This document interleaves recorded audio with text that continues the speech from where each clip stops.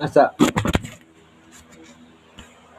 মতা মানুহৰ দাড়ি গজে, কিন্তু মাইকী মানুহৰ দাড়ি কিয় নগজে?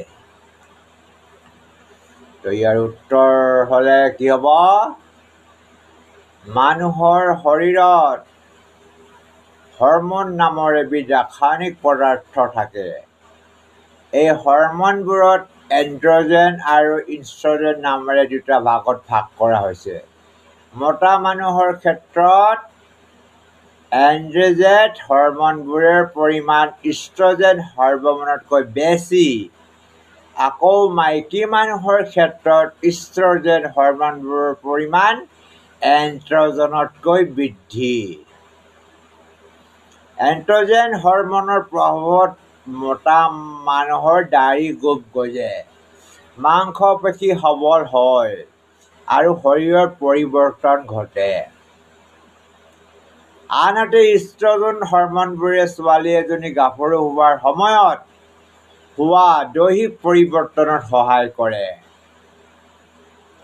ছোৱালী এজনী কন্যাকাল হোৱাৰ সময়ত এণ্ড্ৰজেন জাতীয় হৰমনবোৰে অলপ বেছিকৈ তৈয়াৰ কৰাৰ কাৰণে মাইকী মানুহৰ কাষলতিৰ তলাদিত কিছু চুলি গজে, কিছু দাড়ি গোফ নগজে।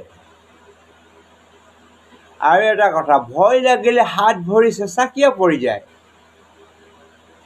ভয় খালে বা বিপদত পৰিলে আমাৰ শৰীৰৰ কেইটামান অংগ আত্মৰক্ষাৰ বাবে অতি সক্ৰিয় হৈ পৰে। এই অংগকেইটা অতি সক্ৰিয় হৈ পৰাৰ কাৰণে সেইকেইটাক অতি ৰক্ত প্ৰবাহৰ প্ৰয়োজন হয়। এনেদৰে প্ৰয়োজন হোৱা ৰক্তি শৰীৰৰ বিভিন্ন প্ৰান্তৰ পৰা যোগান ধৰা হয়, ফলত হাত ভৰি চেঁচা হৈ যায় আৰু মুখ হেতা হৈ পৰে। আৰু এটা প্ৰশ্ন, মৌ-মাখিয়ে গুণগুণায় কিয়? মৌ-মাখিয়ে এইকাৰণে গুণগুণায়, তাৰ পাখিকেইখন খুব জোৰেৰে কোবায়, ফলত পাখিৰ কাষত থকা বায়ুত এক নিৰ্দিষ্ট কম্পাংকৰ তৰংগৰ সৃষ্টি হয়। এই তৰংগকে আমি গুণগুণন হিচাপে শুনা পাওঁ। আৰু আপোনালোকে যদি এই ভিডিঅ'টো চাই ভাল পাইছে, লাইক, শ্বেয়াৰ এণ্ড কমেণ্ট কৰিবলৈ নাপাহৰিব, প্লিজ প্লিজ প্লিজ।